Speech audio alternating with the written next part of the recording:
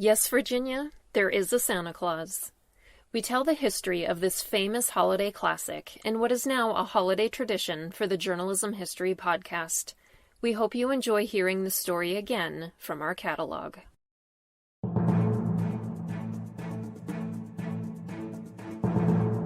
Welcome to Journalism History, a podcast that rips out the pages of your history books to re-examine the stories you thought you knew and the ones you were never told. I'm Terry Finneman, and I research media coverage of women in politics. And I'm Nick Hershon, and I research the history of New York sports.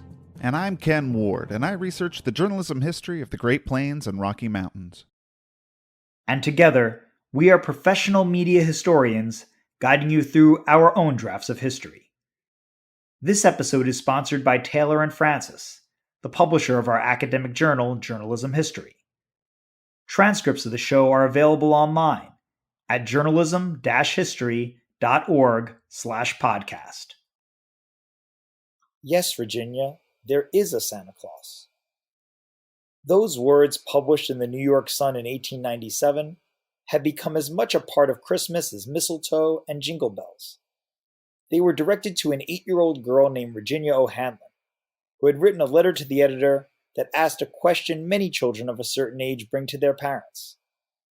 The Sun published a response that has become the most reprinted editorial in the English language, referenced in songs and movies and musicals, and inspiring window displays on Fifth Avenue. Today, on a special holiday episode of the Journalism History podcast, all three of our hosts come together to share the story of Yes, Virginia. I'll talk with Terry Finneman about Virginia's letter and the Sun's decision to respond, and you'll hear Will Maury read the editorial as it ran more than a century ago. We hope you'll be touched by this favorite Christmas story as much as we were. All right, Terry, well, this is something a little bit different for us. We're used to asking the questions, and I'll still be asking questions of you today, but now you'll be answering. You're on the other side of this for the Christmas episode, so you're ready to do this? Yeah, it's really going to be fun, I think, to do this holiday episode with all of the hosts. Yeah, I'm glad to get us all together, and we found a lot of interesting newspaper history to share. So before we talk about the Yes, Virginia editorial, can you discuss the history of the New York Sun, the paper that it ran in? What made this paper unique? Well, there's a really good book called The Story of the Sun, and it's by Frank O'Brien. And it gives a really detailed history of this newspaper. So I'm going to talk a lot about that throughout our conversation today.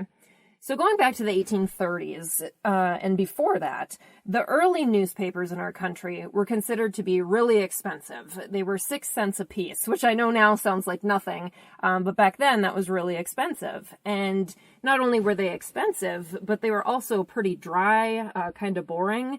They were filled with a lot of political news and business news and shipping news because, of course, things that were coming over from England on the ship, people wanted to know about that. So that's a lot of what these newspapers were like, very different from most of our newspapers today. And there's a really funny quote in this book that these newspapers were only of interest to men into politics and women who wanted to use the huge pages to line their big pantry shelves. So it's kind of interesting to think about that, these papers were so big and bulky and dry that they were best used to line the pantries. Regardless, so the New York Sun was started by Benjamin Day, who was only 23 years old at this time, really young guy. And he had been working as a printer at one of these 6-cent newspapers. And he actually got the idea from one of his coworkers.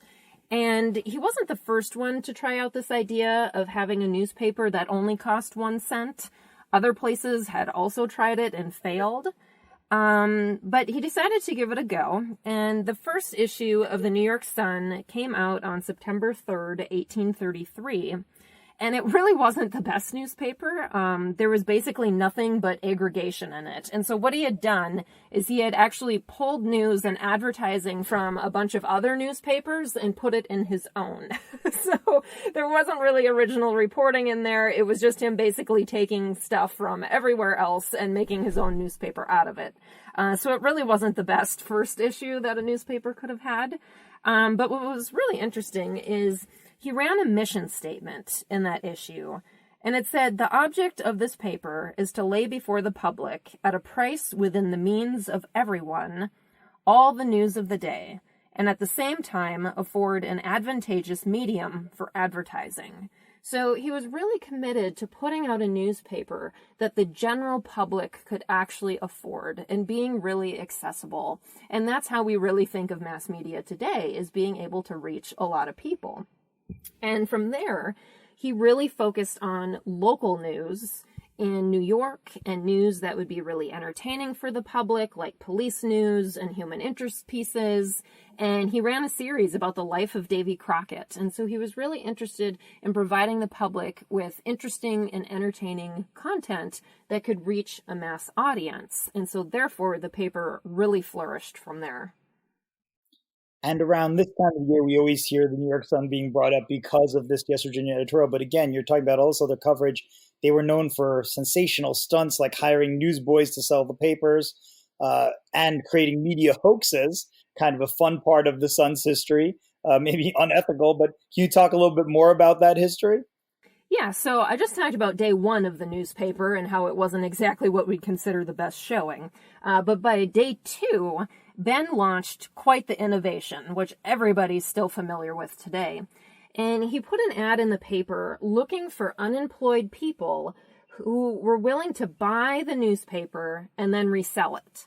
In other words, he created newsboys, right? So these are the kids that we have seen in the movies and heard about throughout history, of kids on the street yelling extra, extra and selling the newspapers. This started with the Sun on day two. He was looking for them.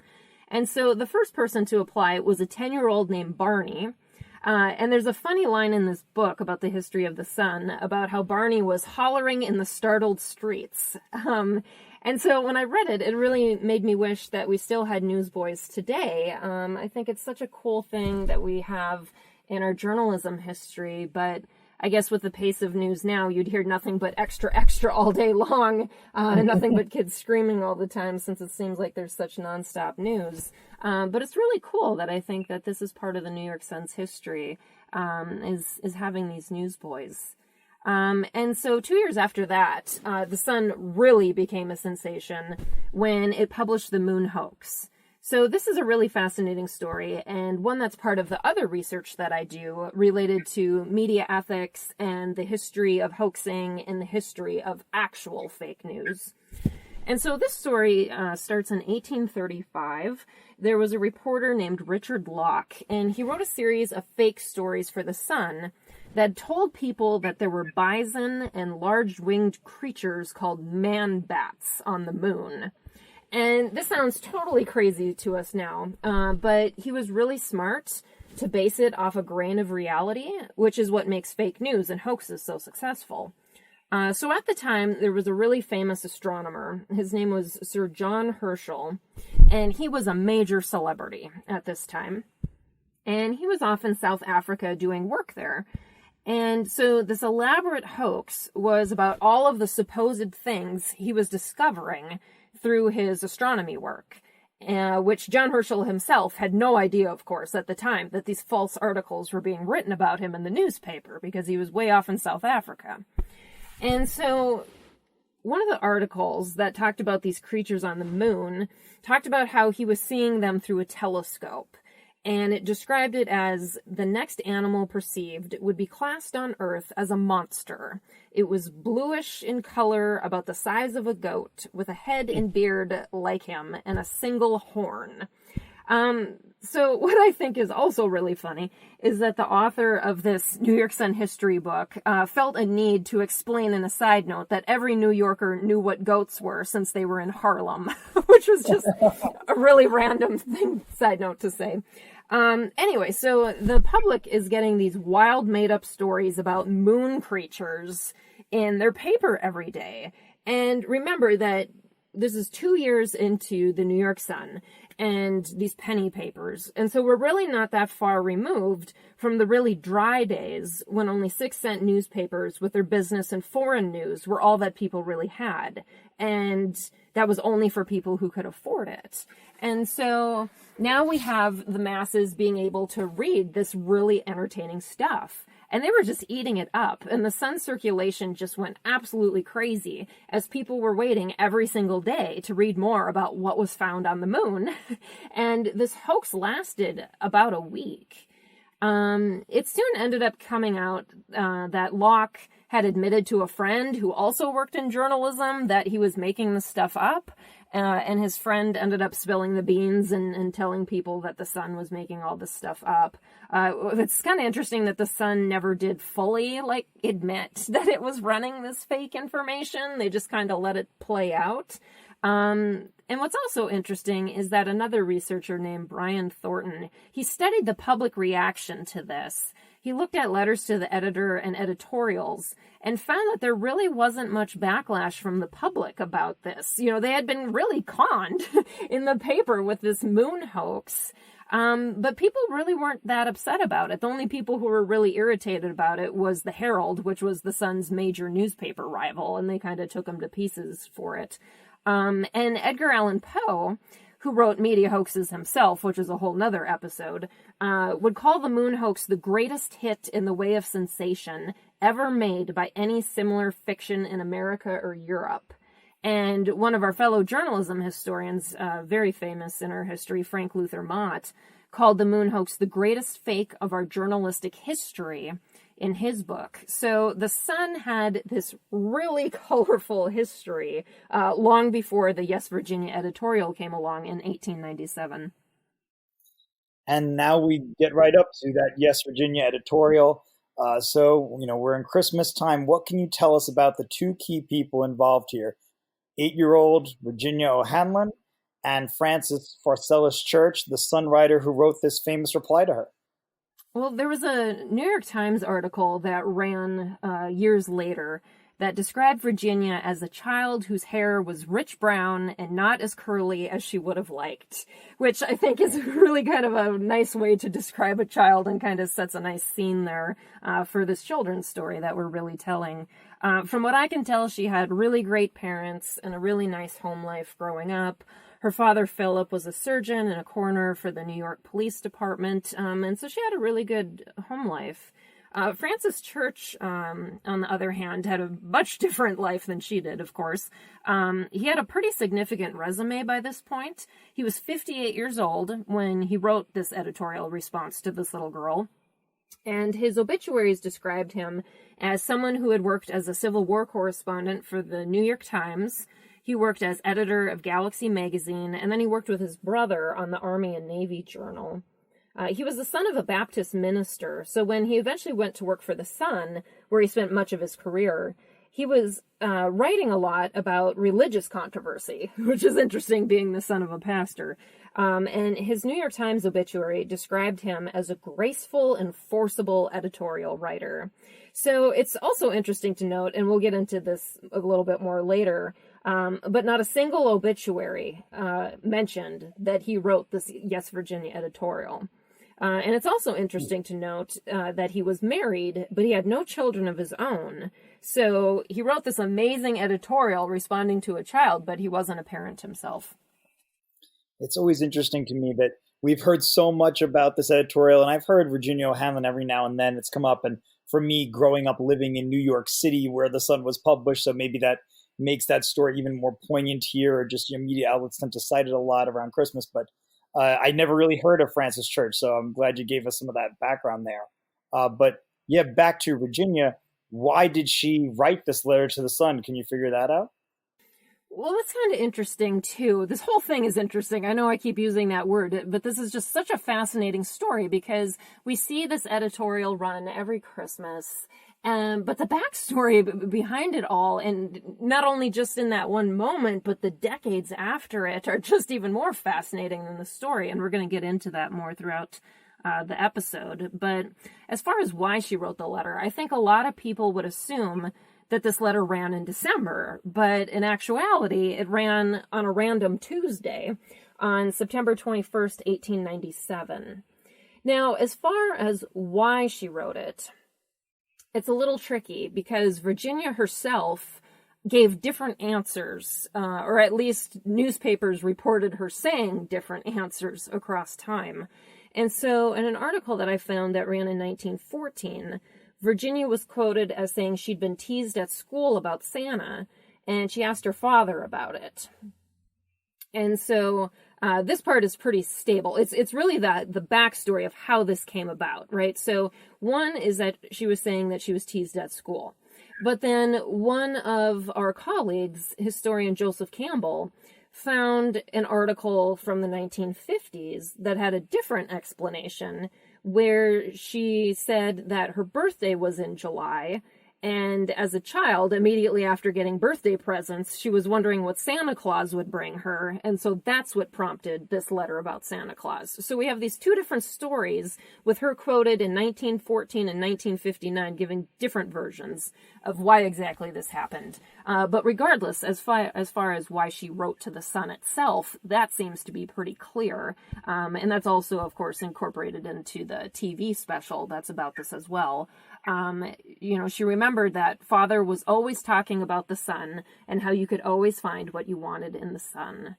And in a talk that she gave in 1933, she said it was a habit in their family that whenever there was any kind of doubts about how to pronounce a word or some kind of question about a historical fact, they wrote into the sun. And again, she said, Father would always say, if you see it in the sun, it's so.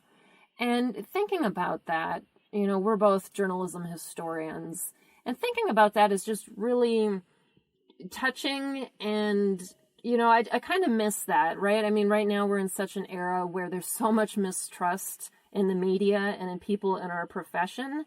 And so to think back in the 1890s, what confidence these people had in their media, it's something that makes you really nostalgic and wish that still existed. Oh, for sure. A second you read that line, if you see it in the sun, it's so. That does really strike you as, man, when I was a reporter for the New York Daily News, 2005, 2011, I don't think a lot of people felt that way. I mean, certainly there were people every now and then who would come up to us and say a positive word about the Daily News, but that sort of confidence in it just really struck me. And honestly, whenever I always heard this story, I assumed that line may have been something that even the Sun added into her letter later on, especially knowing that the Sun was in this war with the Herald and they were trying to anything to like puff themselves up and, enhance their egos. So, maybe put some words in the mouth of an 8-year-old and say, oh yeah, daddy says that if it's in the sun, it's so. But it's interesting that she supported that. Yeah, I mean, both in articles in 1914 and 1933 that I read that quoted her, she said that. Yeah, that's pretty neat. So then obviously the Sun gets her letter. What happens from there? Because this wouldn't be really remembered, I guess, if they just either, discarded it or just, ran some sort of a formulaic response or no response. So what happens after they get that letter?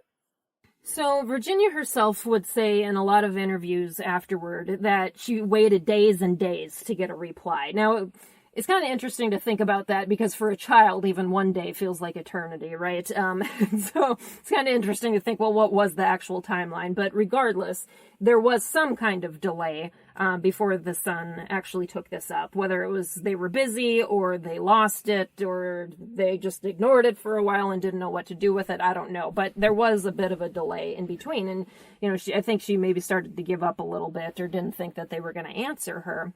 And then the history of the New York Sun book that I've been talking about pulls in the memoirs of Francis Church's editor, whose name was Edward Mitchell, and it recounts his memory this way. One day in 1897, I handed to him a letter that had come in the mail from a child of 8. Church bristled and pooh-poohed at the subject when I suggested that he write a reply, but he took the letter and turned with an air of resignation to his desk. In a short time, he produced the article. So that's, tying into what I was just talking about. Church was somebody, as I said, who talked a lot in editorials about religion and these kind of philosophical, I think, kinds of things, right? And I guess when you think about it, Santa Claus kind of is philosophical, right? Which is why he wrote such a great response. But this was not a guy, again, in his late 50s, no children. He was more into kind of these bigger question things. You can kind of see his point of, why are you giving me some 8-year-old kids thing, right? He wasn't really impressed with it. But now it's become one of the most famous pieces of journalism that ever existed. And so it's a good thing he replied. And so it doesn't seem like this actually touched him maybe so much or hit him in the feels, as they say today. It was really something more that maybe he just was a pro doing a pro job and figured like, whatever, you're giving me this brat's letter. I guess I'll write something poignant in response, huh? Yeah. But we've seen the editorial now has run in reprints in newspapers across the country. It happens almost every year. And like I said, it's been on broadcasts that I've seen in New York growing up. But how did it appear when it ran originally in the Sun? So anyone can actually see this editorial for themselves and what it looked like. There's a website called Chronicling America, and it's a free website by the Library of Congress that lets you browse all kinds of historical newspapers. It's completely free. You can pull up newspapers, pick the year and date that you want, and look at it. And so on the front page of that day's newspaper is a really tragic story about a coal mine fire in Alabama that killed several men. And then the racism of the time is also really on display in this newspaper. There's a story about cotton mill workers in South Carolina who went on strike rather than have black men as their bosses. And then there's also a really gossipy story on the front page about a man who deserted his wife the day after their wedding and took off with the dowry he received from his mother-in-law. So there's really quite the mix of news on the front page of this paper. And then practically buried on page 6, I mean, you really have to look for it, is the Yes, Virginia editorial. Now, newspapers back then were designed very differently from today. So this was basically just like a mass of text. So you open up the newspaper and it is an endless sea of really small text. So on this page 6, there were almost 36, yes, I said 36 tiny articles crammed onto this page, ranging from topics about chainless bicycles, to the rights of immigrants in Connecticut, to ship traffic reports, to expanding the railroad system. I mean, it was just this hodgepodge of countless little news stories and editorials. So the Yes, Virginia editorial itself is in the middle of the paper. In the middle of this haze of text, with the headline, "Is There a Santa Claus?" And an editor's note saying that they took pleasure in answering the note and were gratified that the author was a friend of the newspaper. There isn't a byline on the story, meaning the person who responded to the letter, who we now know was Francis Church, was anonymous. This wasn't uncommon, though. It was really common in journalism history for individual printers or journalists to not put their names on articles. So there really wasn't something really off about this or anything. This was very typical. Granted, in the yellow journalism age, which is what we're talking about, the 1890s, certainly there were some newspapers who really wanted to brand their individual reporters, just like we see now happening. But really, there were a number of newspapers at that time that really felt like the brand was the newspaper, and it was not the role of individual reporters to be celebrities. It was all about just the newspaper itself. And so that was one of the reasons that you really didn't see bylines. So nobody had any idea, except for, of course, his own coworkers, that he had written this piece. And having bylines was so rare that in the Sun history book, it notes that of all the editorials that have appeared in the Sun, the authorship of only 2 have ever been announced. So one, of course, was this one, but that really shows you how rare it was. Yes, certainly. Well, Terry, before we go on, let's listen to the full editorial as read by our co-host, Will Maury. Dear Editor, I am 8 years old. Some of my little friends say there is no Santa Claus.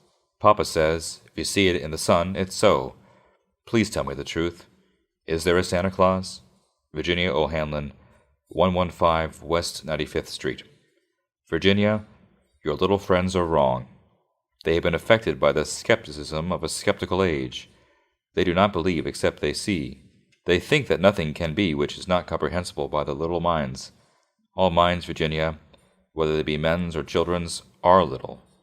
In this great universe of ours, man is a mere insect, an ant in his intellect, as compared with the boundless world about him, as measured by the intelligence capable of grasping the whole of truth and knowledge. Yes, Virginia, there is a Santa Claus. He exists as certainly as love and generosity and devotion exist, and you know that they abound and give to your life its highest beauty and joy. Alas, how dreary the world would be if there were no Santa Claus. It would be as dreary as if there were no Virginias. There would be no childlike faith then, no poetry, no romance to make tolerable this existence, which should have no enjoyment except in sense and sight. The eternal light with which childhood fills the world would be extinguished. Not believe in Santa Claus. You might as well not believe in fairies. You might get your papa to hire men to watch in all the chimneys on Christmas Eve to catch Santa. But even if they did not see Santa Claus coming down, what would that prove? Nobody sees Santa Claus. But that is no sign that there is no Santa Claus. The most real things in the world are those that neither children nor men can see. Did you ever see fairies dancing on the lawn? Of course not. But that's no proof that they are not there. Nobody can conceive or imagine all the wonders there are unseen and unseeable in the world. You may tear apart the baby's rattle and see what makes the noise inside, but there is a veil covering the unseen world which not the strongest man, nor even the united strength of all the strongest men that ever lived, could tear apart. Only faith, fancy, poetry, love, romance can push aside that curtain and view and picture the supernal glory and beauty beyond. Is it all real? Ah, Virginia, in all this world there is nothing else real and abiding. No Santa Claus, thank God. He lives, and he lives forever, 1,000 years from now, Virginia. Nay, 10 times 10,000 years from now, he will continue to make glad the heart of childhood. So we just heard now Will Reed, Yes, Virginia editorial. Going back now to 1897, how did people react at the time? We obviously know how people have reacted in the years since, becoming such a part of popular culture, but initially, what was the reaction? Well, Joe Campbell, who I've mentioned before, who is one of our historian colleagues, talks about in his research on this topic that it's a myth that Yes, Virginia was this immediate success that the Sun immediately capitalized on. In fact, it was the opposite. It took a while for the Sun to think that this was a good idea to keep running this editorial. They were really reluctant about it. And it's really interesting because, and I keep saying that word interesting, but I just love this topic, because even in this book about the history of the Sun, which was originally published in 1917, and then my copy's from 1928, but there is next to nothing about this editorial even in that book. So this is a 300-page book almost about the history of the New York Sun. And there's hardly anything about mentioning this editorial, which when we think about it now, when we think of the Sun, Newsboys, Moon Hoax, Yes, Virginia, like these are the main things. And it barely got any space in their own history. But other newspapers, so within months of Yes, Virginia originally being published in the Sun, I found that newspapers in South Carolina, Kansas City, Mississippi, Oregon, Minnesota, Idaho, Washington, North Carolina, they all ran it soon after it was originally published. And it was fairly common at that time for newspapers to run each other's items.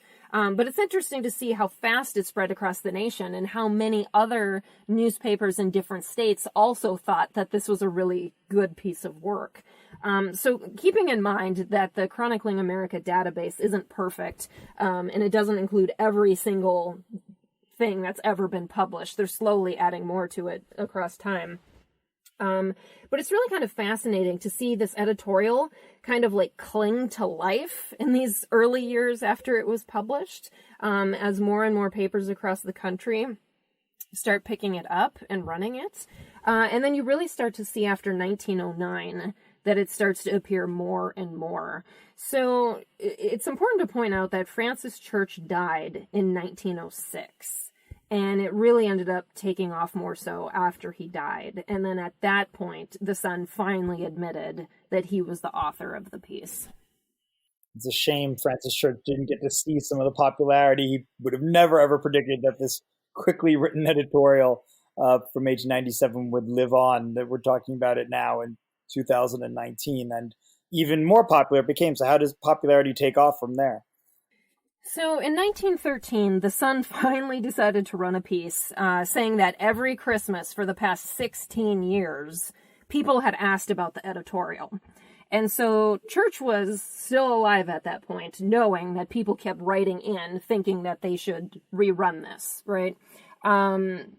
but they just really didn't think that this was important enough to do. Why would we rerun something? I mean, they just weren't connecting with it, right? And so they actually wrote in this 1913 piece, "Sometimes we have complied with the request. Sometimes it has seemed better not to do so. But that continually newspapers and magazines and Christmas card companies and souvenir companies and all these people kept asking them if they could reprint it. And so finally, they just got to a point where they finally just, embraced this thing. And it was just really ironic that after all these years of not really buying into all this hype, then they suddenly really start to wax it on. So in this 1913 piece, they wrote, "So it has come about that probably no other editorial published in an American newspaper ever won for itself so extensive a circulation. Perhaps it is not too much to say that it must be classed with Lincoln's Gettysburg Address, respecting the number of those who know its phrases and regard affectionately its sentiment and teachings." So the first time that I read this, I thought, oh my goodness, you are comparing this to the Gettysburg Address? Is this for real?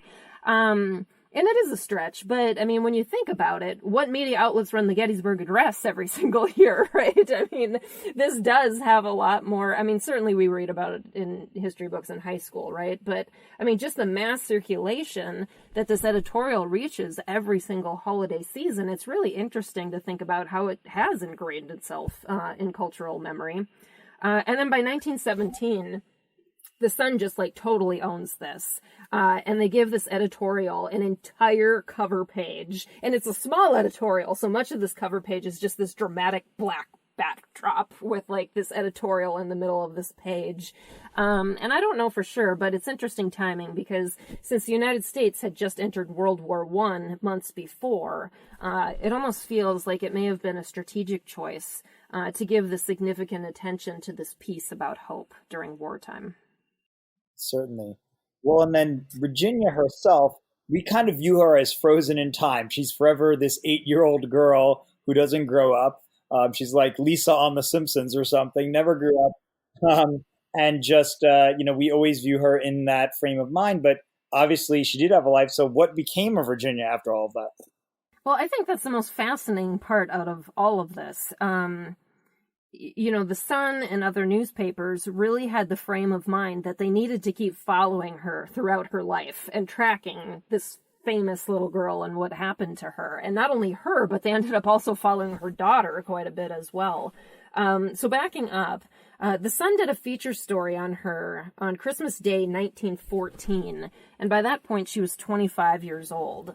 And in this piece, she reflected back on her childhood memories and told the paper that it used to make me as proud as a peacock to go along the street in the neighborhood and hear somebody say, "There's Virginia O'Hanlon. Did you see that editorial the New York Sun had about her?" And father and mother were prouder than I think. They still show the editorial to callers and just talk people's arms off about it, which, is funny. And I think people can identify with their parents about that. And that's why I kind of mentioned that I think she had a really great home life and great parents. And they were so proud that they wanted to show everybody who came to the house their little girl's editorial in the Sun.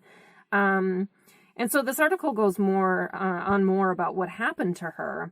Almost comically assuring readers that the Sun had kept tabs on her throughout her life and knew where she went to school and when she got married and all of this stuff. It's also a little bit sad here. The paper very delicately walked around the fact that her husband had deserted her, and she was left alone with her baby daughter, Laura. Simply noting that her husband often traveled on business, and that's why she was living with her parents. So that's a little bit of a down part, but really, I think that listeners would be glad to know that this little girl who had so much hope and who reminds us so much about childhood and innocence actually went on to be a teacher and to work with children and give them the same kind of hope. So she worked as a teacher and a principal. She ended up getting her doctorate. She worked as a junior principal at a public school in Brooklyn, which held classes in hospitals and institutions where children were chronically ill. And so she really grew up to give a lot back to society, a lot back to children, offering hope to other children. She talked about how she continually through her life got a steady stream of letters asking for copies of the editorial, asking her questions. It's really interesting to see that through the decades, there are constant newspaper stories and continued interest in this woman. In March 1920, there's a story about her 6-year-old daughter, Laura, writing into the Sun, asking why Santa didn't come to her party and wanting his address. And she wrote, "I want to do something for him because he has been so nice to me and my family. I've got a piece of birthday cake for him." So, of course, you could tell that the Sun would just eat this up, right, to have Virginia 2.0, another Santa letter of sorts in their paper. And, I mean, when you think about it, this is 27 years after this editorial was published, and this family is still being followed for being famous for this. It's just interesting to see that over time, this editorial still resonates no matter what time period we're in. And so in 1935, the New York Times did a story to catch up with her, no doubt needing some joy in the Depression years, and mentioned that there had been a special booklet released in 1934 with this whole story, and Virginia had written something for it. And they mentioned that she was working for a school at this time. And so, again, this is during the Depression years, and she really saw the impact that the Great Depression had on children. And in the story, she said, "There is more need today for people realizing practically what Santa Claus may mean to children than ever, because children today, their childhood is filled with so many difficult realities."